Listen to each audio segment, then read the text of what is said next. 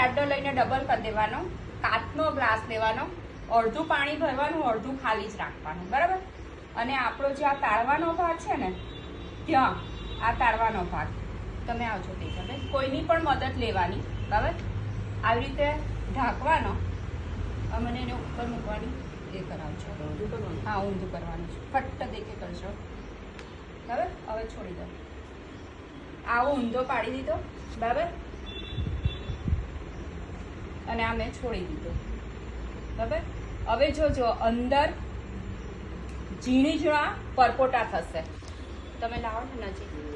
અને મેં છોડી દીધું છે, બરાબર. પાણી પણ બહાર નથી આવ્યું. આ લેજો તેજબેન, એ લોકોને બતાવજો. જયશ્રી આ બાજુ, બરાબર. આ તમારે 7 થી 8 મિનિટ આવી રીતે રાખવાનું, બરાબર.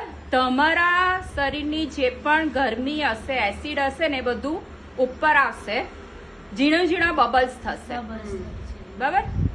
7-8 મિનિટ આવી રીતે રાખવાનું. તડકાના કારણે લૂ લાગતી હોય, તમને પિત્ત થઈ જતું હોય, માઇગ્રેનનો પ્રોબ્લેમ હોય, આ ક્રિયા કરવાની. દેખાય છે ને બધાને? મોર્નિંગ કેટલો ટાઈમ? હા, કોઈ પણ ટાઈમ પર કરો, એવું જરૂરી નથી કે મોર્નિંગમાં જ કરવાનું, કોઈ પણ ટાઈમ પર કરવાનું, બરાબર. હવે આવજો, જયશ્રીબેનને આપી દો. હવે પાછું એને લોક કરી દેવાનું, હવે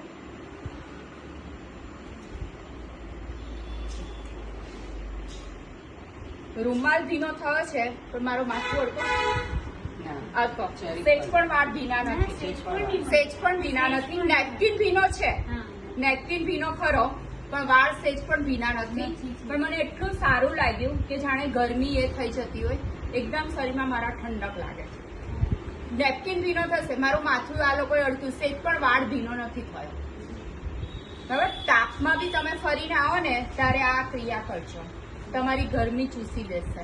કાચનો જ ગ્લાસ લેવાનો, એક પણ અડધો ભરેલો, અડધો ખાલી, અને ડબલ નેપકિન કરી દેવાનો, હા.